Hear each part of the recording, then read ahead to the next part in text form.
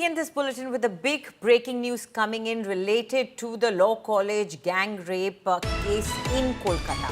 Well, there are some sickening revelations that are coming to fore in this Kolkata college rape case. A batchmate of the accused, the main accused, is saying that he was a habitual offender. In fact, he targeted women, and this had been seen earlier as well. The accused had to go underground earlier and his activities were curtailed even earlier, but later, due to his connections and his ability to mobilize masses, he was brought in again. So this raises big questions as to who this person was and why he was allowed such a frequent, such an extended access to the Kolkata Law College. Let's listen to what the friend of the main accused is saying. 2018 तक उसका जो हरकत था, ये मतलब क्या बोले, molestation से लेके, मारपीट से लेके, पैसा कोरी का एक्सटॉर्शन से लेके इतना हरकत था। तो 18 में हम लोगों ने फिर से हिम्मत जुटाया, उसको फिर से हम लोग निकाल दिया। हाँ, एकदम 2017 से जिस बीच का बाद में बोल, जिस टाइम वो था हम लोगों के साथ वहाँ पे, उस टाइम भी उसने ऐसा ही हरकत किया था, जिस वजह से हम लोगों ने अपनी हिम्मत जुटा के उसको निकाले थे वहाँ से। तब कोई कंप्लेन नहीं हुआ? कोई कंप्लेन नहीं होता। जिसके साथ हुआ था वो नहीं चाहते थे, या फिर जो भी रीजन हो, उनका पर्सनल रीजन था।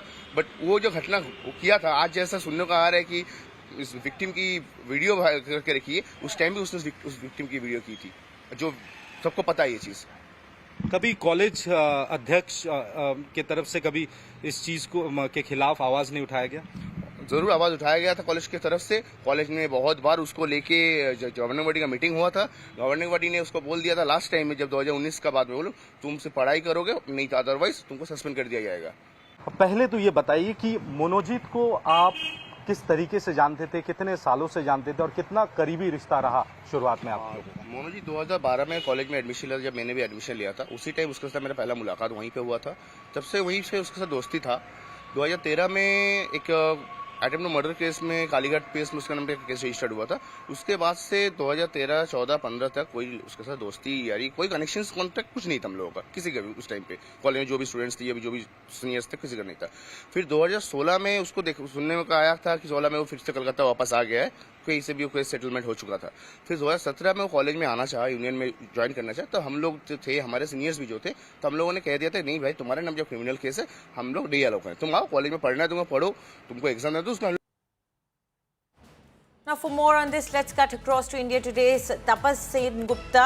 Tapas, it is quite shocking, the revelations that the friend, or rather former friend of the main accused is giving. And also, what question it actually raises is that how come after such an action was taken against him, how did he get a contractual post in the law college?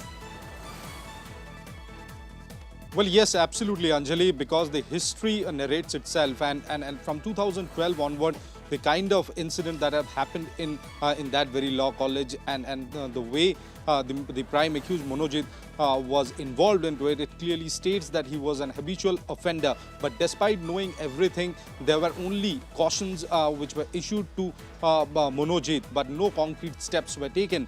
What his friend, once a friend, Titash Manna, had narrated exclusively to India Today, that everybody feared him. Everybody felt like if they raised their voice, then they could be targeted. They were fearing for their lives, and henceforth they started maintaining distance from him in multiple locations. And from 2016 onward, he once again came back to college and started to threat people around and also misbehave with other female colleagues and students, and this has happened in multiple occasions. The difference was that nobody took the courage to come out and raise voice against him. That's what Titash had narrated to us. However, we do not vouch completely on the allegations that is being made by Titash, but everybody, a lot of students that I spoke to who refused to come on record also narrated the same ordeal, that it had happened time and again. But somehow the authorities were also were not sure of taking very stringent action against him. Why did that happen is not known.